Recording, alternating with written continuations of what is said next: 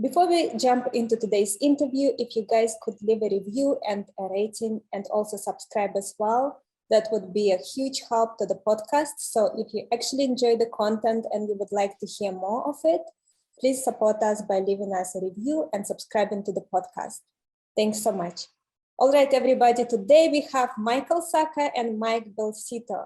Michael Sacca is currently the general manager at Dribble.com, previously president at Crew and co-founder of Rocketship.fm. Mike Belsito is the author of Startup Seed Funding for the Rest of Us and co-founder of the Product Collective, which organizes Industry, one of the largest product management summits anywhere in the world.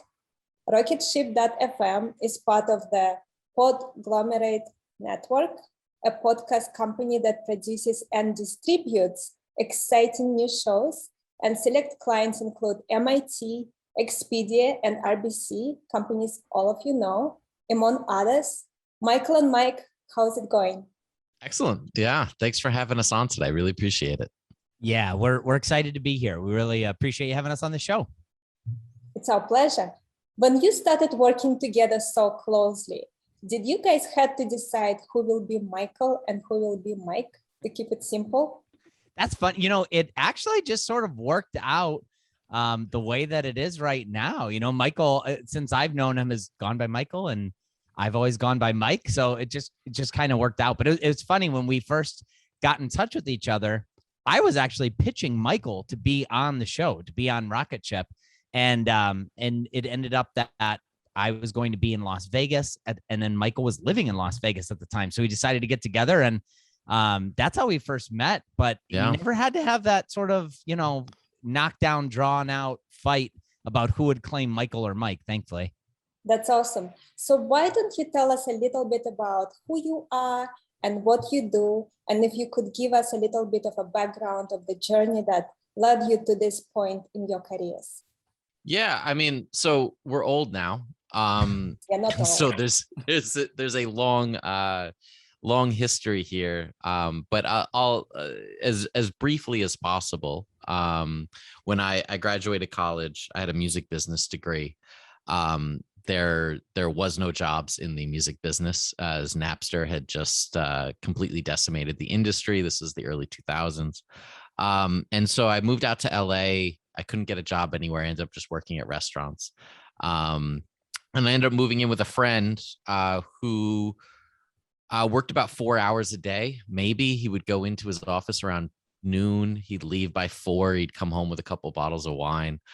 He was making really good money because he wrote some software that the company needed, and they couldn't fire him because he was the only one that knew how to run it.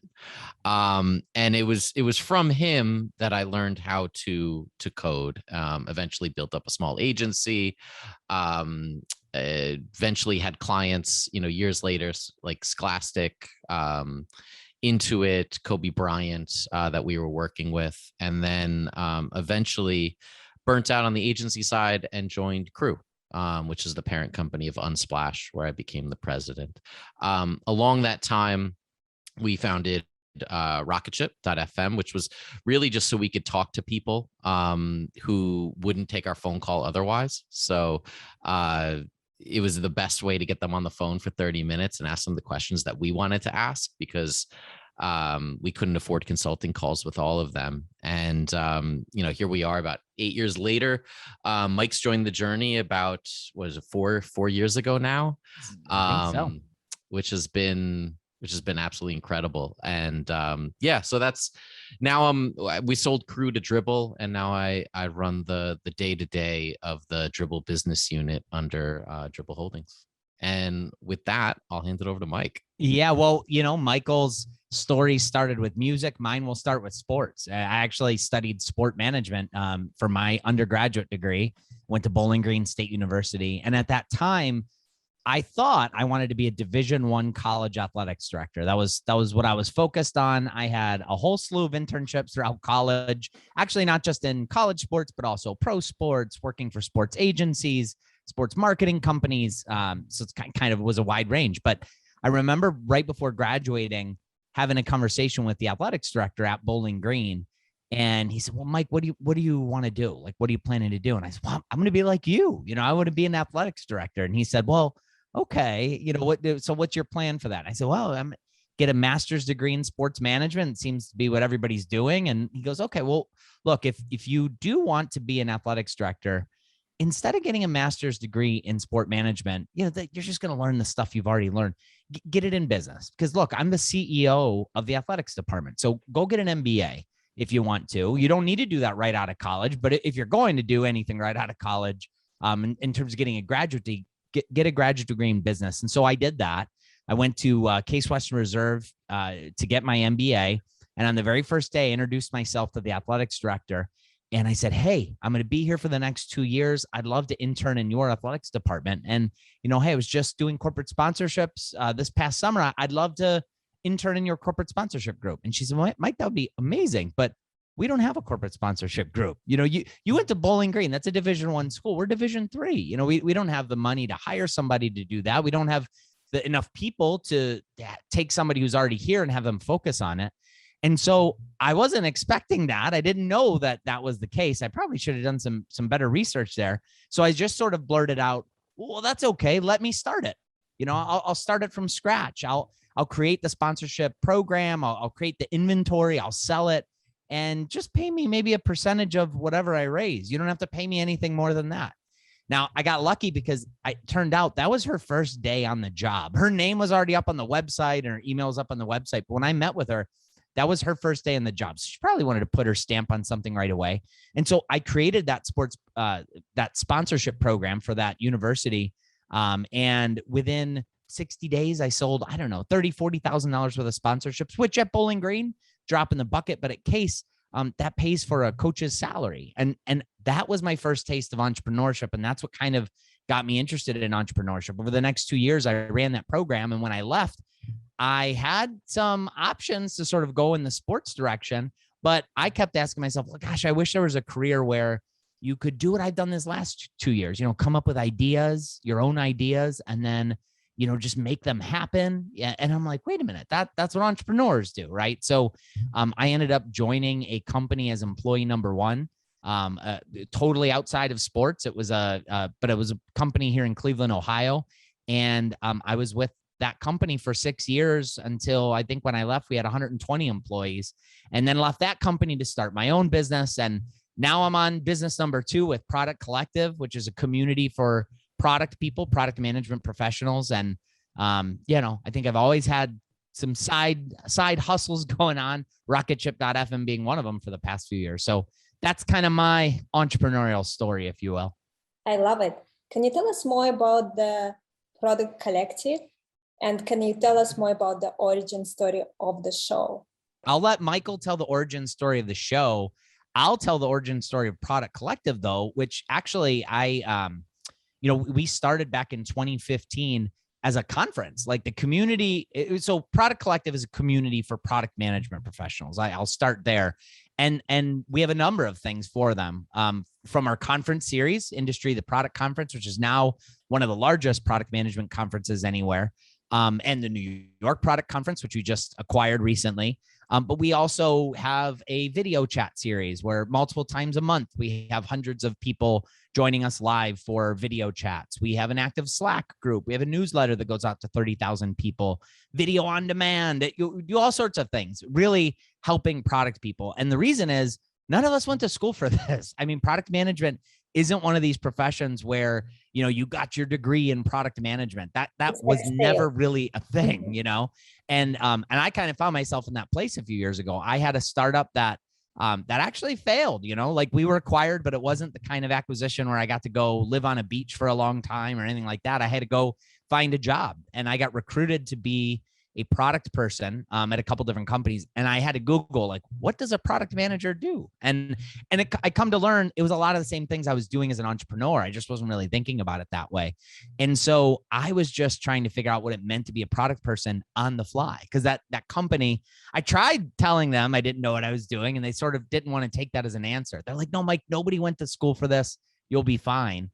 And yeah, so basically I was just trying to find my people, right? I was reading books and blogs and listening to podcasts, and I found that I really enjoyed talking to other product people about it. And so eventually we started Product Collective just as a place for people like us to find a sense of community, I guess, and try to feel like a little bit more prepared to be a product person at whatever company we're with. And so anyway, that's the story for Product Collective. And of course, Rocket Chip predates Product Collective. So I'll let Michael tell that story. Yeah. So at the agency, you build a lot. As I was running a small digital agency, and at an agency, you build a lot of products for other people. And so we kind of got the notion that we were really good at building products. But what we weren't really good at was marketing. And so we wanted to build our own product. And so we built this product, Brandisty. At the time, I was a designer, front-end developer, was kind of what I did functionally inside of the agency, in addition to sales. But we launched the product and like nobody came, right? So there was no, we had this whole map up on the wall of all the people that were visiting the site in real time. There's just nobody there.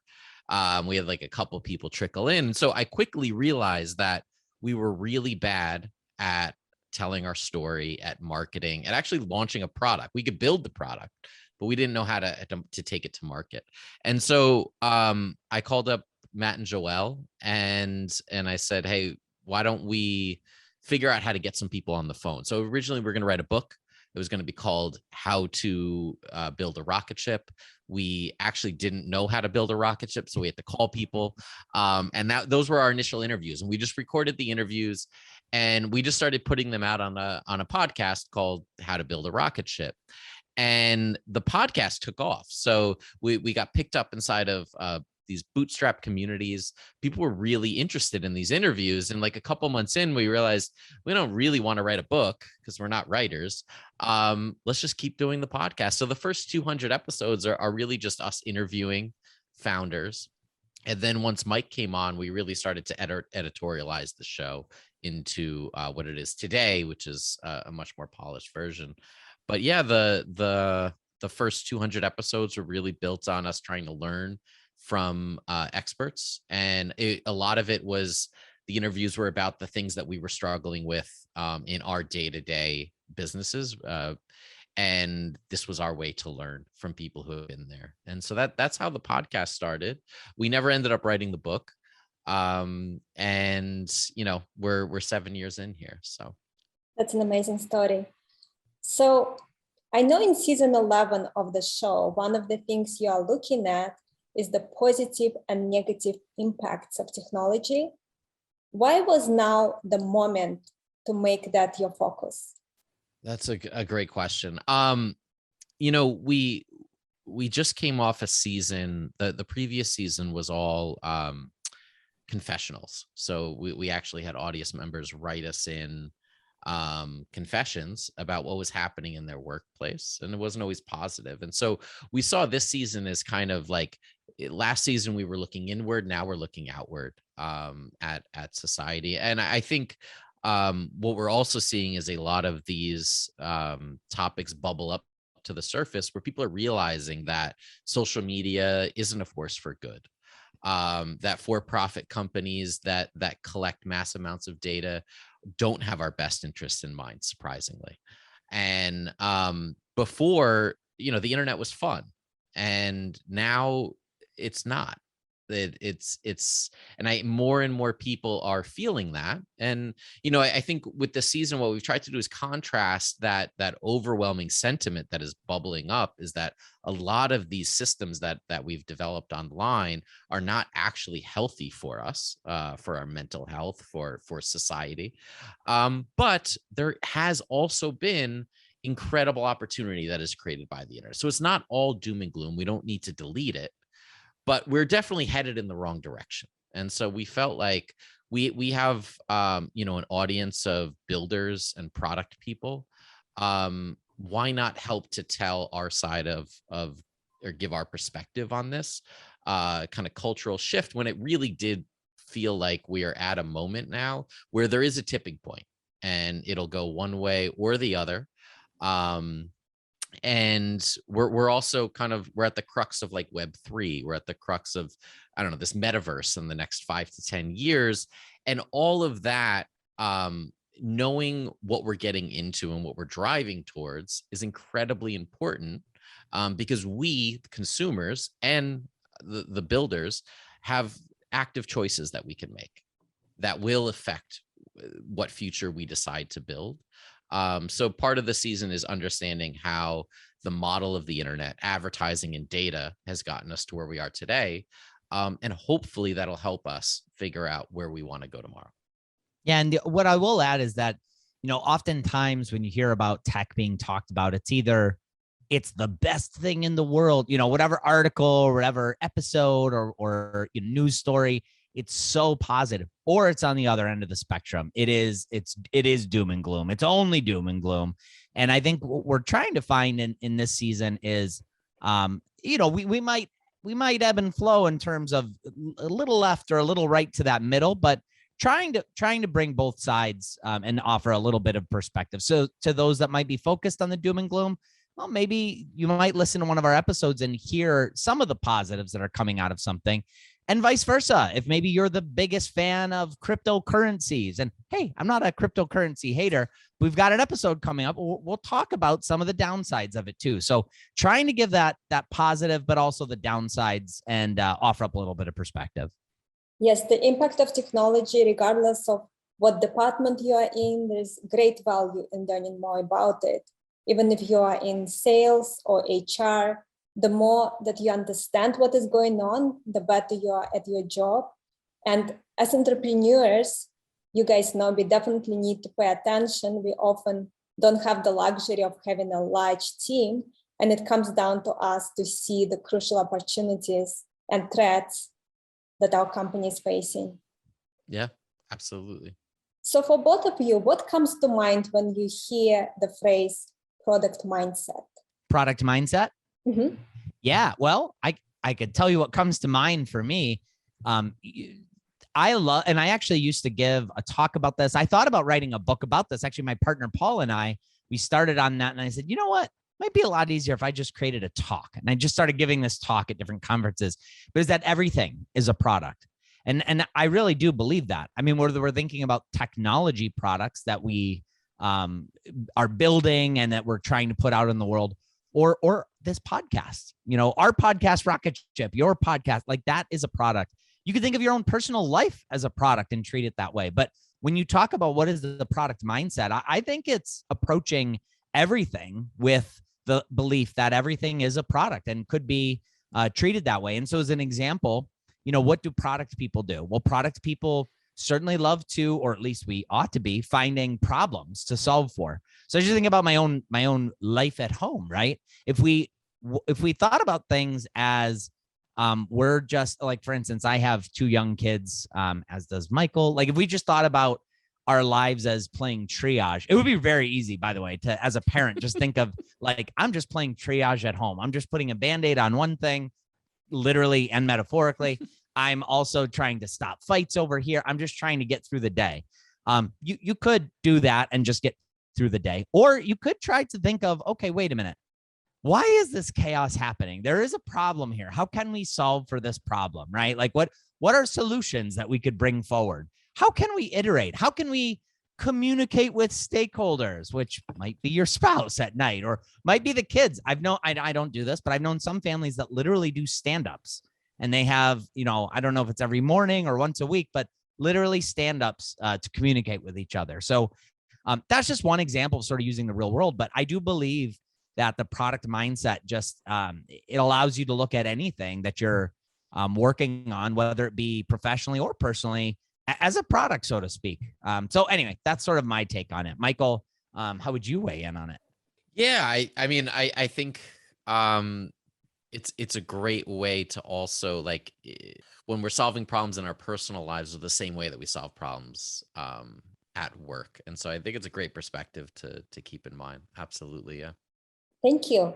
Could you tell us what user persona is? I think our listeners have a general understanding of it being a tool where you are putting a generic face to the person that you are building a product or service for. but you guys are experts. If you could help us get a more advanced understanding of this tool. Sure.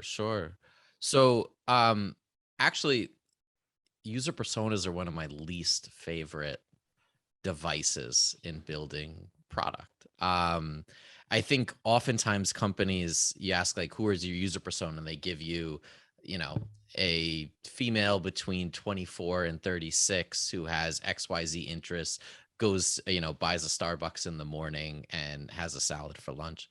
But it gets too narrow, right? And really what we do in product is we solve problems. So our personas should not be as rich and complete, right? Our personas should really be based around what problem do we solve, and who, not necessarily who do we solve it for, but how do we solve it and how do we communicate that?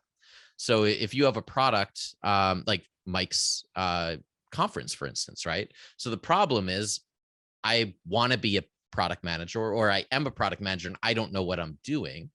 That alone is enough of a persona for Mike to then go market to. And you could break that down into people who have X number of years of experience or live in a certain part of the world, right? But going beyond that, when we put these kind of false narratives in place, we're actually restricting who we're talking to rather than opening it up to reach everyone who has that problem.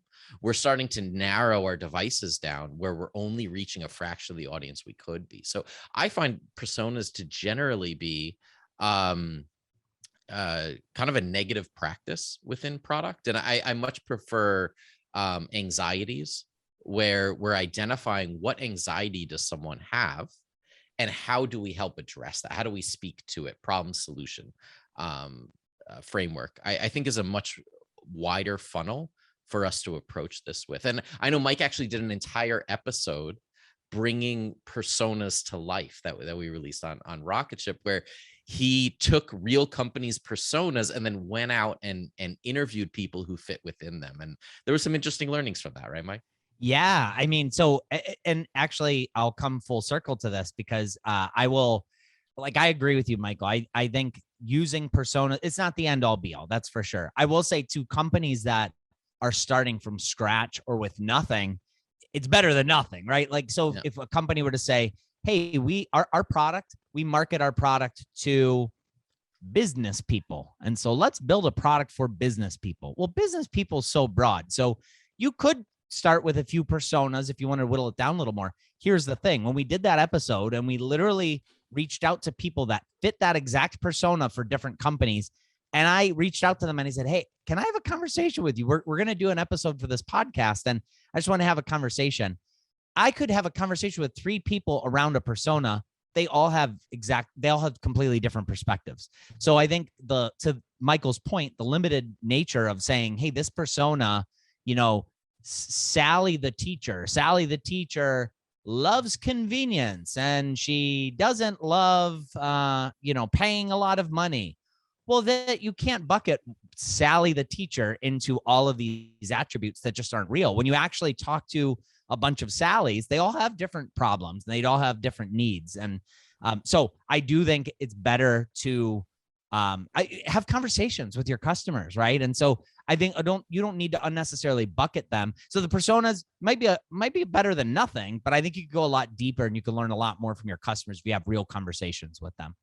I agree with you completely. I found it more helpful to gain a deeper understanding of specific clients, the biggest pain points, and build products and services for specific biggest pain points that I see emerge as a pattern after having one-on-one in-depth conversations with multiple clients.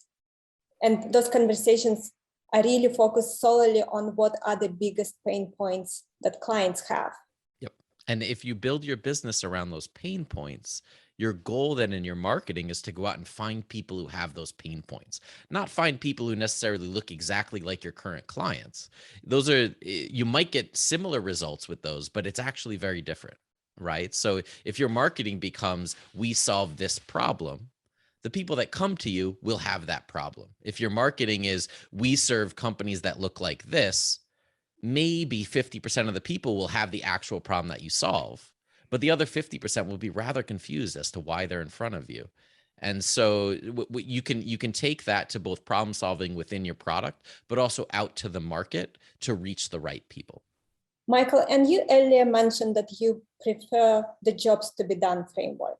That framework will not be familiar to many of the listeners, and it is a tool product people might use to understand the users better. You are using it. You guys talk a lot about it. I'm wondering if you can start by telling us what it is and why do product people use it?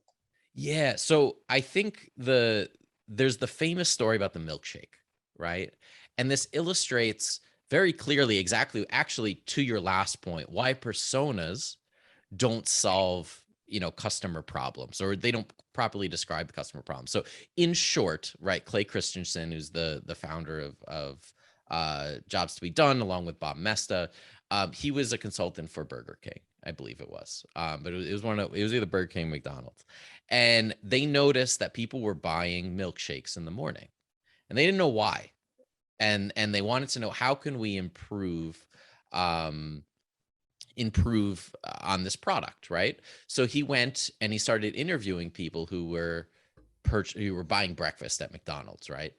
And those people that were buying milkshakes, the milkshake actually solved a very specific problem for them, because they had a long commute, and if they bought a coffee, there's other things that aren't conducive to spending 45 minutes in a car that it causes. You drink it a lot faster, but the milkshake, because it's thick, it would last the entire ride to work. It substituted the breakfast because it was mildly filling. Was it healthy? No, but I mean, that wasn't the customer demographic, right? And so what they did was they ended up making the milkshakes thicker, because that's what people wanted. They wanted a longer lasting milkshake because they had to drive to work for 45 minutes to an hour. And while they had all of these other options of a bagel or, a breakfast sandwich, there was this demographic in there where the problem that they needed solved was they were bored on their ride to work, and the milkshake satisfied both their boredom and their hunger, right? And so that's kind of what the job to be done of the milkshake was, to entertain them and provide enough sustenance for their morning commute, right?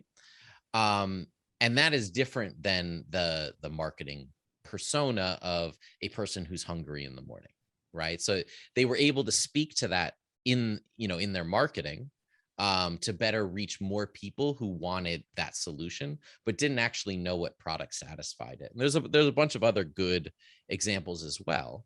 But the jobs to be done framework is about finding the job that needs to be done, right? Based on whatever anxiety or need of your customer. It sort of flips your thinking a little bit. It's like, instead of, hey, we're creating a product, or I'll put myself in the consumer shoes, instead of I'm buying a product just because, right? I see that thing and I want that thing. I'm actually hiring that product. I'm hiring it to do a job that I need done. Much like if I had a problem or a pain point, I might hire a consultant to help me solve that problem, right? Instead, I'm actually hiring this product to solve that job. And yeah, Bob Mesta, who Michael referenced, he's been a speaker at industry multiple times. He's become a friend of ours. And actually, I'll never forget when Bob offered to help us interview our customers and really go deep and try to find those underlying jobs. And actually, one of the cases that sort of resulted in the biggest delighter we ever launched at our conference. We have these conferences, and just like any technology conference, you're going to learn all sorts of stuff because you're learning from all these speakers. And you bring a moleskin, you have it filled up, 10 pages. But if your company sent you to that conference, and especially if they're spending a lot of money sending you to that conference, you almost feel a responsibility to fill up that moleskin. You feel a responsibility to come back and educate the rest of the team that wasn't so lucky to go on this trip. And so I remember when we were having a conversation with one of our attendees, Bob was picking up on that. And Bob taught us, like, when you interview people, go as deep as you can. When you're doing these interviews, you should think of yourself as a documentary filmmaker. You are trying to find the backstory, and you need to go deep. So it's not having a 20-minute conversation, have an hour conversation and really go is uncomfortably deep with them.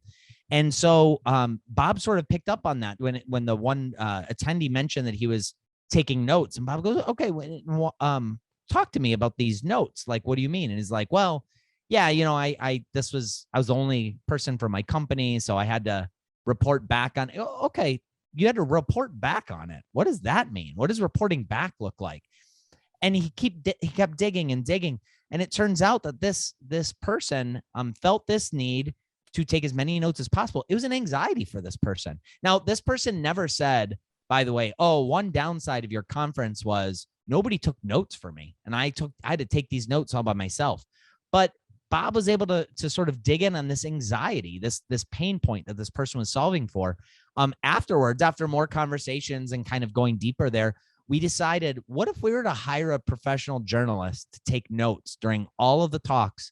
And at the end of the conference, we just gave people an ebook with all of the notes already, so they didn't even have to worry about it. So we tested that at a European edition that we put on every spring. And at the very beginning of the conference, we ended up pointing out, hey, by the way, just so everybody knows, I actually don't remember the person's name. I wish I could, but there's Trevor right in the front row. Trevor will be taking notes. And at the end of tomorrow, you will get all of the notes that Trevor took, so you don't have to. When we announced that, you saw laptops close, you saw shoulders sort of lighten down. That person, that journalist, got a bigger ovation than any speaker did that year. And so it's just a way of approaching problems and pain points a little bit differently. But I figure I kind of give that real world example about what jobs to be done sort of meant for us at industry. And this is such a great example, actually amazing example. Mike, so you mentioned that you did this exercise for product collective and industry, and you mentioned an amazing example, but what were other big takeaways for you from those conversations? Oh, from like the jobs to be done conversations? From the interviews with customers. Yeah. I mean, here's the thing. You can have it varies, right? But every time you have conversation with a customer, there's always some sort of nugget that happens. Now, and here's the problem that sometimes people run into. You have one or two or three conversations, and it'll be good conversations, but you might come out of those saying, okay, there's some interesting things, but like, now what? Like, I'm not really seeing it. But when you have 10 conversations, 15 conversations, and you start to see some patterns emerge, like for us, when we started to go down the path of saying, okay, now tell us more about, at the conference, imagine a time where you did have an anxiety, and people be like, no, it was a great conference. I said, no, I thank you. I appreciate that. But were there times that you ever felt stressed at all for any reason? Might not be having to do with the conference. And we started here, but well, I was thinking about the work I was missing and that I will have to make up for, and I will think about having to report back. And like, report back, what do you mean by that? So, it's just about having those conversations. Certain things will emerge. And, I'll kind of bring it out of Product Collective a little bit too, because if people are thinking about this and they're like, but I still don't understand, like, what is that job? Like, how's that any different? I give a talk on this topic too sometimes, just how to get started with jobs you've done. And I love to bring up the topic of where I live, Lakewood, Ohio, and pizza, because that's totally has nothing to do with my work. But tonight's kind of a good example, right? Like, I'm doing this podcast. My wife is finishing up work. A night like tonight, we don't have a lot of time, to go and make food tonight. We might be having pizza. I haven't confirmed that with my wife yet, but she might be ordering pizza. The type of pizza we would get tonight would be probably a totally different kind of pizza than we would get if we were to have date night, or if Michael and his family were to come and visit me, right? Like, it's not just we need pizza. It depends on your specific situation. Like a night like tonight where we're rushing, I might be going to Little Caesars, where it's like fast food pizza. It's more akin to McDonald's, where I literally go up. I don't have to order anything in advance. The pizza's already sitting there waiting for me. I grab it and I go. Versus if Michael and his family were to be visiting me, I probably would be going to Angelo's Pizza and getting pizza for us. Angelo's Pizza is this awesome, like, family pizza place. Tom Hanks, who used to live in Lakewood, he always rents it out when he comes here into town. It is an amazing place. But if I were to order it right now, it won't get to me for an hour and a half at least. It's that good. So it's not about like what toppings are better or, what sauce tastes better. It's about solving the problem that I have right now. And so that's the whole jobs to be done. You know, again, we're trying to hire a product to solve that problem. Hopefully you could see the differences a little bit there. Mike, and when you worked with Bob, what did Bob bring to the process that you didn't have before? I think it was going deep with customers, going like uncomfortably deep. It was uncomfortable for me anyway. Bob didn't seem so uncomfortable. And I knew that he would go deep because I also remember at speaker dinners that we've had at industry, and he'd start asking questions to other speakers, and he'd ask another question, and in my mind, I'm like, oh my gosh, he's doing a jobs to be done interview right now, and they don't even know it. But that was the key thing, was Bob going very, very deep. And again, treating it like we're a documentary filmmaker. We need to get the backstory. And we even tell the customer when we're interviewing them up front, we even say that up front, like we are treating this as if we're documentary filmmakers. So if we ask you things that might be different than other people, know that's why. And honestly, they get into it. They're sort of like, okay, I'm up for, use me as this experiment. I'm into it. And so that's the biggest takeaway I've gotten from Bob. How did he get so deep? Was it just asking very specific questions, going a level deeper, the 5 whys concept, kind of having to follow up and dig deeper? Or did he also ask some types of initial questions that you did not commonly use before? I think it's probably more, I don't know that Bob necessarily uses the 5 whys specifically, but it might be more along those lines. I mean, I will say when we go into one of those interviews, we have an idea of the problems that we want to ask about, but it also isn't, you might have a couple or a few questions jotted down to sort of start things off, but there's no interview script, so to speak, that you need to be able to read, how the person's answering the questions. And depending on their answers, it's almost like, we know that we're going to get to a destination. We don't know what that destination is going to be. We have to let the customer get us there from the questions or from the answers rather that they're giving. So I would say it might be more closer to the first part of that, where it's continuing to ask and not accepting an answer for just at face value. It's asking why, saying things like, what do you mean by that? Or, I remember in one example, they brought up, I came to industry to level up my skills. And Bob said, level up your skills. What does level up mean? I think Bob knew what level up meant, but we need to hear it in the words of the customer and have them define it for us. And that's what made how Bob approaches it a little bit different than what I was used to in the past. And he also uses the term like an FBI interrogation. And so I remember there was a point we released some of these interviews with Bob and some of the attendees of industry in full, so you can actually go to the Rocket Ship feed and find them. It's from a couple of years ago, but you can listen to the full hour-long session uninterrupted. But there's the details that he hones in on, which like he wants to know the time at which you're deciding to buy the ticket, right? Where were you? What were your surroundings? Who did you have to check with, right? Because like part of it is, I need to I need to convince work to pay for it. But the other part is you have to get coverage for your childcare, right? If you have kids, you have to check with your spouse. You have to, there's other life events that he was digging into that really, it illustrates the full breadth of this decision that they were making by choosing to go. What were they giving up by getting on a plane and going to Cleveland, Ohio for 2 or 3 days? What were the best days of the week for them to do that? Because, parents may not want to be away on the weekend because they want to spend time with their family, all kinds of stuff, right? And so, but he's interested in every minute detail, and then he's zooming out and putting together the pieces, right? But without knowing every detail, you don't even know what pieces there are to put together. So the fascinating part that I found was it was more than just like the 5 whys. It was really about scientifically trying to piece back together the experience of, in one case, purchasing a ticket to industry.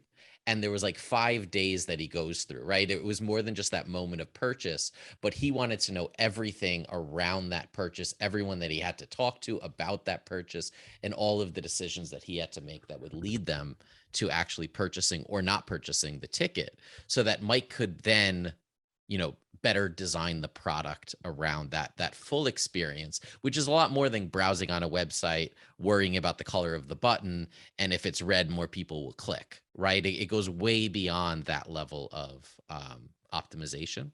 And I think that's the key to, especially when Bob Mesta does an interview, but the jobs to be done framework is really about learning those underlying concerns that someone may have, which may be completely unrelated to the product that you're offering them at that moment.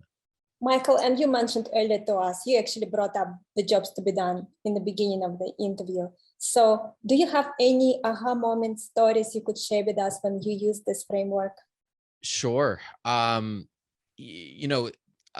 quick example from, sorry, my mic's, quick example from like Dribble, right? And so we have a cohort of designers who freelance, and one of the big anxieties that they have is not knowing where their next project is coming from. And so for a long time, we were trying to optimize for them winning the project, right? Which is hard because there's a lot of factors that go into someone actually hiring you. But what we started to experiment was, could we give them a list of leads that's available? And what we realized was that helped to solve the problem of, I feel anxious not knowing where my next project is coming from. We didn't necessarily have to win them the next project, but we could provide a resource so that they knew that there were projects available when they needed them, when they had a gap, right? And that they could use us to help fill that. And so it changed the way that we approached the actual problem solving, which went from ensuring that, they win the project and that everyone wins a project every single month, to, can we provide them with some sort of assurance that there is more work out there and that they have access to it. And that was a lot easier for us to solve because we have a lot of people hiring freelancers. So as we opened up that list and we changed it from a one-to-one relationship of client to designer to a one-to-many of, here's the project and a lot of people are bidding on it. It did help to ease their anxiety of, I don't know where my next piece of work is coming from, which was really what was driving them to try to invest in a freelance project. So anyway, or a freelance solution. So that was one of the things that we learned through many of these jobs to be done style interviews. And it really did change the way, subtly, that we approach solving that in the market. So the point of the jobs to be done is to gain understanding of what the product satisfies for the client. And Michael, you mentioned that it is kind of an interrogation technique, as if you are doing a criminal investigation. Have you guys had any clients who were put off by this line of questioning? And how would you avoid making your clients regret agreeing to have that interview with you and help you? For me, I always want to leave my clients, our clients, better off and feeling good after they interact with us. Well, luckily they're not guilty of anything, so they don't have anything to hide in these cases. I mean, you can kind of tell when people are maybe uncomfortable, or they don't want to share. And luckily we're not trying to solve murder cases or high crimes, and so it's pretty easy to back off at that point, change the subject, maybe come back to it at a different angle is a great way to do it. If you do notice that maybe you're pushing a little bit too hard and maybe they don't know how to answer, they don't know what you're looking for, generally also with a smile, right? As we shouldn't be grilling them. These are more friendly conversations. I think the techniques may come from FBI interrogation, but the conversation should feel friendly. And so you can kind of feel it out. And that's where Mike was saying there's no script, right? For this, it really is like a journey, and it's often a meandering one. And so you change topic, you go somewhere else, and this is what an interrogator would do anyway. And you kind of come back to that root of what you're trying to get at from a different angle. And maybe at that point, you'll get a different answer. Sometimes you don't get it, and not every interview is going to be fruitful. But that's kind of the investment in it there. But yeah, there's many techniques to kind of back off, and you don't want to push too far, because at the end of the day, these are still your customers or potential customers. So you don't want to leave them with a bad feeling. Absolutely. And I guess you also need to select people on your team who are really good people. Yes. And they're generally incredibly likable. So then you have an easier conversation. Absolutely. I mean, look, what is it? You win more friends with honey or something. Yes. So like that's the idea though, right? Like these should not feel like an interrogation, but the information that you're trying to dig out should be the level of depth that you would want to be if you were an FBI interrogator. But yes, no one is guilty, and you should treat them as such. So Mike, what did you learn from those interviews you did for industry? What were the jobs that you thought clients were hiring industry for? And what changed in your understanding after you went through that process with Bob? Yeah. Well, when we were first sort of starting to approach things, we thought people came to industry, to learn from the best product people, to meet other people and find inspiration in their work, right? And then we were like, that, when we really think about it, that's what they're coming to industry for. The thing is, you can say that about any conference. Any conference at all, people are coming to learn from the people, they're coming to meet people, and they're coming to find inspiration. So it's like, no, what specifically about industry though? And so when we really boiled it down, it's people are coming to answer the question that they're constantly asking themselves, which is, am I doing this right? And that is a difference than other conferences. But again, I go back to the point that for product management, none of us went to school for this. We all got into product management from different ways. For myself, it was as an entrepreneur. For other people, it might have been coming as a designer or a developer or a consultant. But we all feel this collective feeling of being dropped into this role, and then you have to figure things out. And so when we really boiled it down to that, understanding that people are coming to answer the question, am I doing this right? It changes the way that you market the conference. It might change some even products that you offer. And so for us, again, things like those notes, that was to cure one anxiety, but it also was to give people a takeaway that they could feel a little bit more confident in their, that they could revert back to something and almost as like a guide of sorts later on. That's really, it's understanding when you get to that level, like you change the way you market, you change the way that you even come out with products. At least that's how it was for us. I know we haven't spoke much about user personas, but if we, for a brief moment, can take a look at both of them together, could you sum up for us what are the benefits and limitations of user persona versus the jobs to be done? Yeah, so I think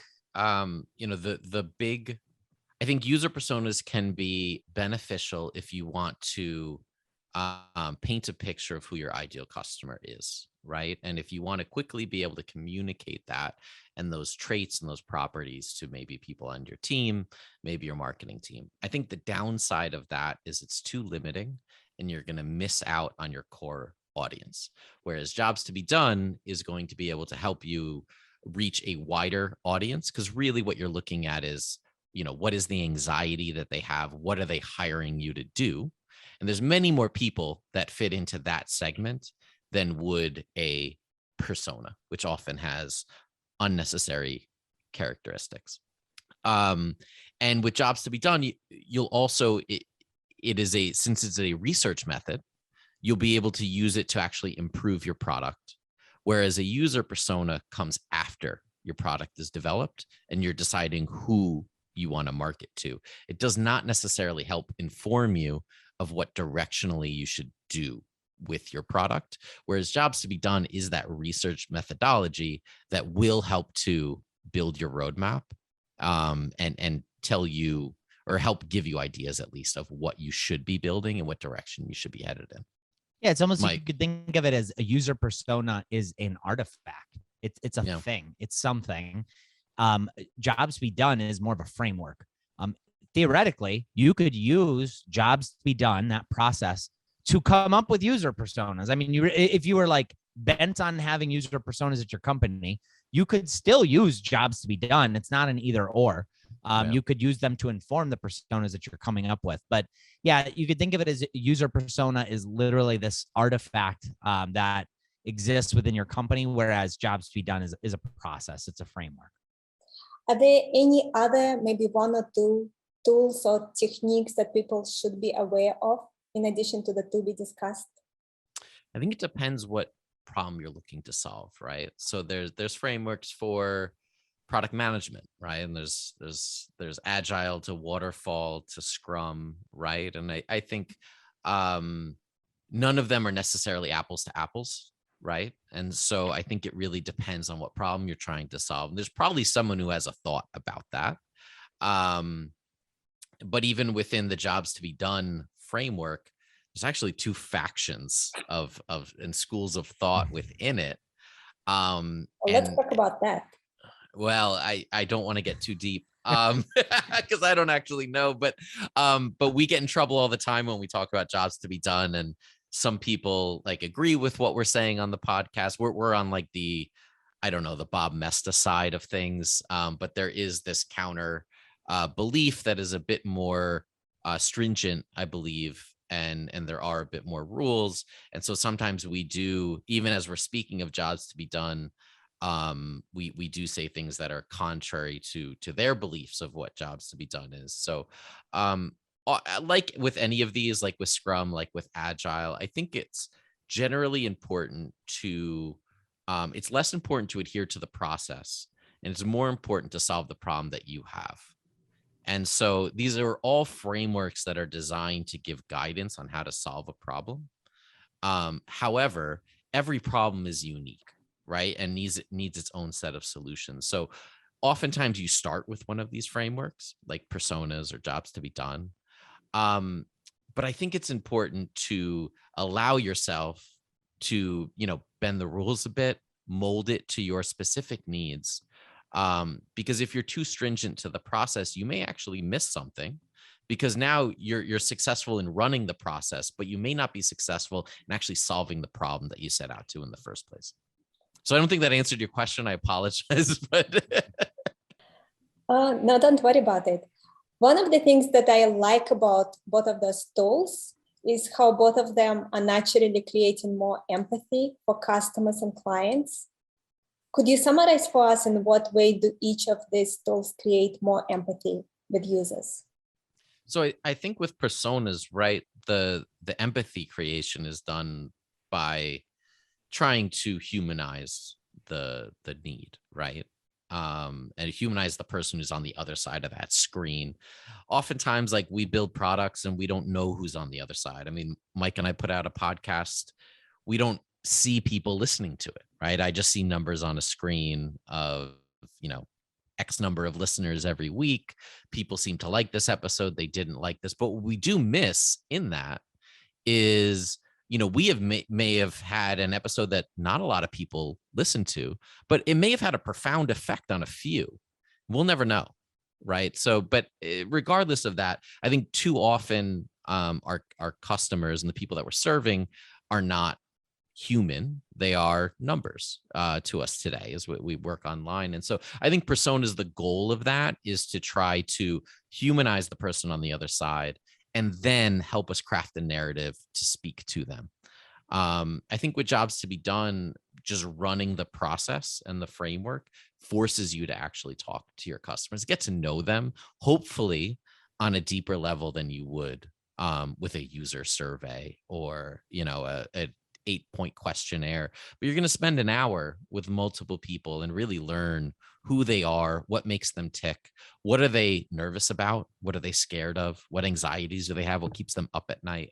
And so I think the process in general gives you a more humane look at who are the people that you're serving.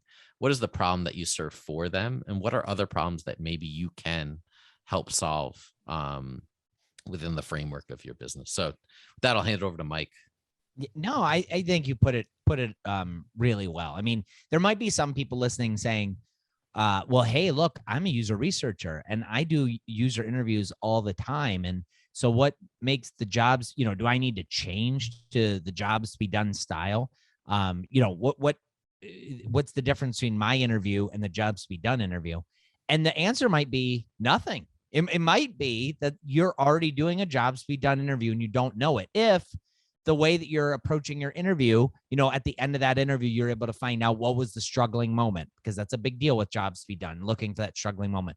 What were the pushes and the pulls and the anxiety and the inertia? These are terms we don't have to get into all the terms. Those are some terms from jobs to be done. But as an example, like a push might be, I'm feeling this pain point of whatever it might be. The person at my conference, they felt that pain point of all of a sudden a wave of anxiety came over them that they're going to have to report back. That's a push. It's pushing them to a solution.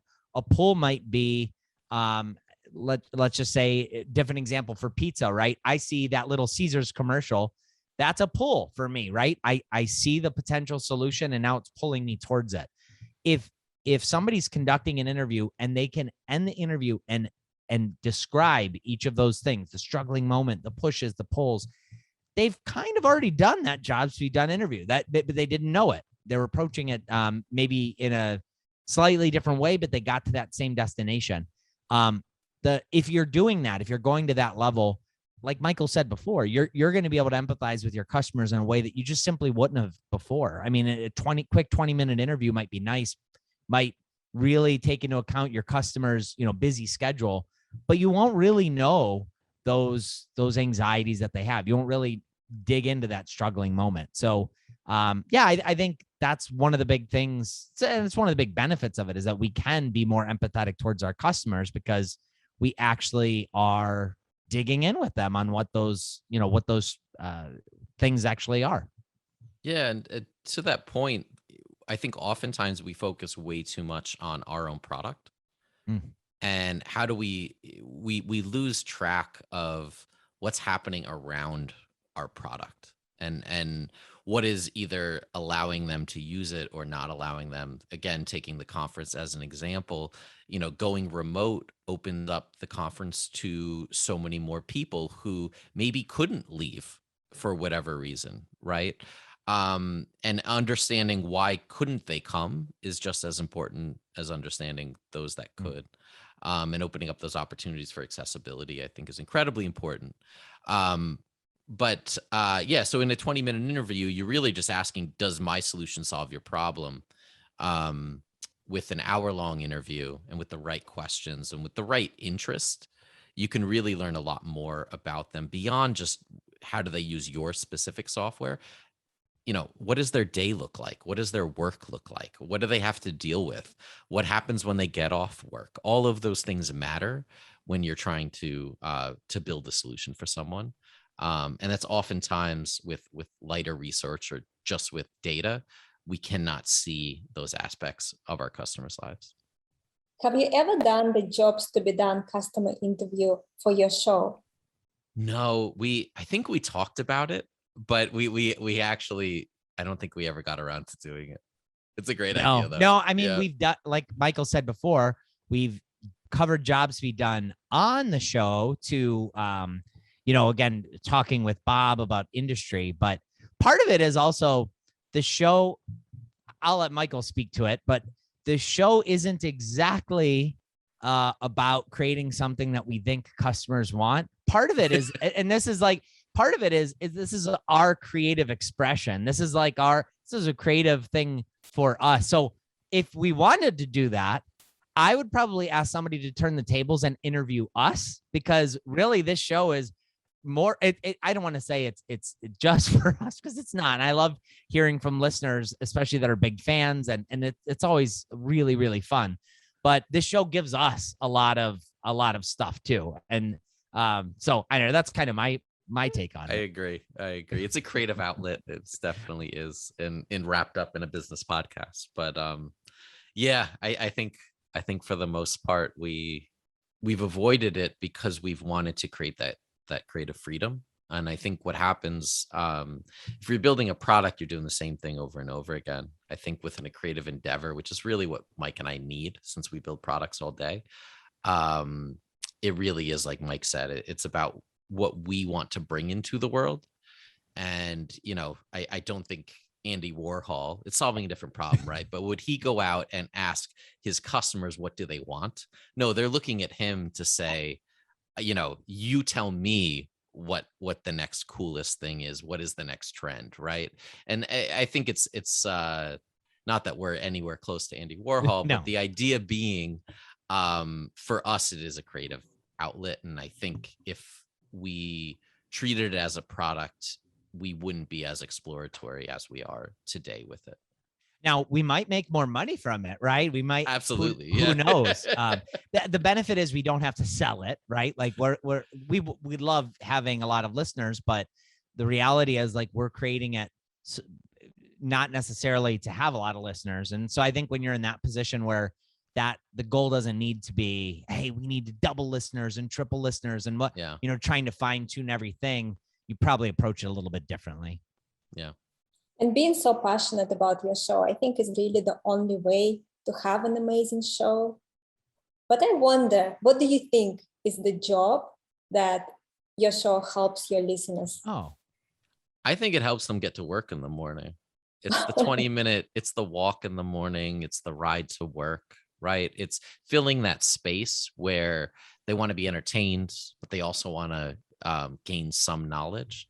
And I think we've always tried to kind of straddle that line of being educational, but also not taking ourselves too seriously in it, and not being overly quantitative and prescriptive, but really trying to humanize the experience that we have in building product, right?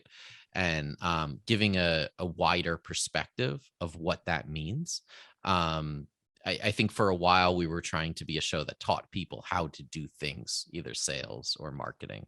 But I think over time we leaned more into the storytelling, because that's what you remember. That's what you walk away with.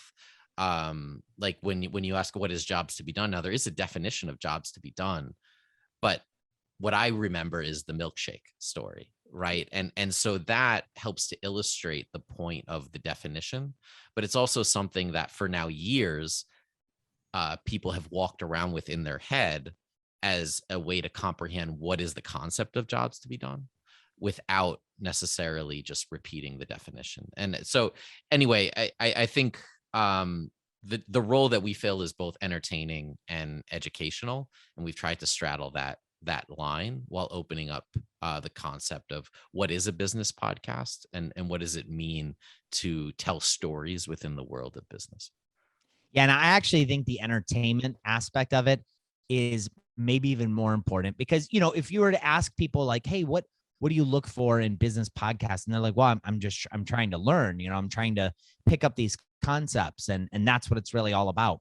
Well, they could download, episodes of teachings from different universities, and some of them, I think, actually, I've listened to, some lectures from Stanford, from professors that are entertaining, right? From professors that go, it's beyond the whiteboard and, okay, class, open up your books. That's not really what people are looking for. They want to feel like they're getting smarter, but at the same time, whether they say it and whether they know it or not, it needs to be entertaining enough to capture their attention. And that's why I think the storytelling, it's awesome for us because we love storytelling. It's that creative outlet for us. But it is great for the listeners too, because they're now able to feel like they got a little smarter. Hopefully they did, but while being entertained at the same time. You want to make learning to be enjoyable. Absolutely. Yeah. That's how we remember things. Yeah. It's the same way I try to coach my 5-year-old daughter's soccer team, the Scooby-Doos. We've been at it for a couple seasons now, and I want the kids to have fun, but I also want them learning new soccer skills, right? And I don't know if I approach Rocket Ship exactly the same way I do as head coach of the Scooby-Doos, but it's not that all far off. How do you guys engage with your audience? Oh man, we're terrible at it. Yeah. I would like some advice on how to. Mike and I are so busy. I don't even know if we announce new episodes most of the time. We do our best, but we've kind of let the show speak for itself, and I think that's where we're at today with it. As much as we obviously, when people reach out, we respond, but for the most part, we've really let the show and the audience carry the marketing, and let the content speak for itself. Yeah, I will say I do get to enjoy it a little bit more than Michael because, I run this product management community, and our podcast is directed at product people and entrepreneurs, but, product people being a big part of it. And, there's 30,000 product people that are part of Product Collective. So oftentimes when I'm reaching out or I'm walking the show floor at industry, people, I might be talking, and I have gotten stopped before at a place like industry where people are like, hey, wait, I recognize your voice. I saw you up on stage, but I recognize your voice. And then you come to find out it's a Rocket Ship listener. And so I get to probably meet a lot more of them and talk to them more so than Michael, just for my role at Product Collective. But it is fun, and we do enjoy it. Although to Michael's point, it's not like we are pounding Twitter or other places for, to connect with listeners. But I do love when they do reach out. Yeah. Of course. I definitely want to send our listeners to go listen to your show. Before we do that, do you guys have anything else you would like to add or share? I don't know. We covered a wide range of things today. I think I think the big thing is, I appreciate you asking listeners to check out our show, Rocket Ship, and we sure hope our listeners can check out your show as well. But what I would challenge everybody to do is pick 3 other shows to check out that you've never checked out before. I mean, there are amazing podcasts that are out every single day, not all on business, right? Like some of my favorite podcasts have nothing to do with business at all. There's sometimes I scratch my true crime itch. Sometimes I scratch my fantasy football itch, but I'm a big podcast guy. And I definitely believe there are amazing shows coming out all the time. So I just encourage people to check out other business podcasts, but also maybe find out if you have a hobby or something like that, check out some other podcasts that might scratch your own itch too. Where can listeners find you guys? Yeah, just search for rocketship.fm. Anywhere you listen to podcasts, we're literally everywhere. Or you can go to rocketship.fm on the web and find all the episodes there. There's over I think we're approaching 500 now. So there is hours and hours of listener enjoyment if you would like to dive into it. Michael, I think 500 was like a couple dozen episodes ago. I think we're past that. Makes us feel a little old, but yeah, I do hope people could join us at rocketship.fm. I also would invite people, especially if you're product focused and you're a product person, definitely check us out at productcollective.com. You can meet Michael and I in person at Industry when we have it, industryconference.com. It's a conference we've been organizing since 2015. We'll have 1,000 product people with us next fall in 2022. That'll be our big in-person return. We've actually got indie filmmaker Mark Duplass. I say filmmaker, but gosh, he's won an Emmy before. Yeah, no, he's one of my favorite product people. But he is a product person in a way. One of my favorite filmmakers. Has produces, acts, directs. He's awesome. And some of the best product people around today. So they'll all be with us at Industry. So hope to meet some of y'all in person there too. Sounds amazing. And we have done over 500 as well between our channels. So I completely understand the work that goes into it. Great. Thank you both very much. Thanks everyone again for tuning in. My guest today again has been Michael Sacca and Mike Belsito. Make sure you check out this show. It's called rocketship.fm, and I'll see you next time.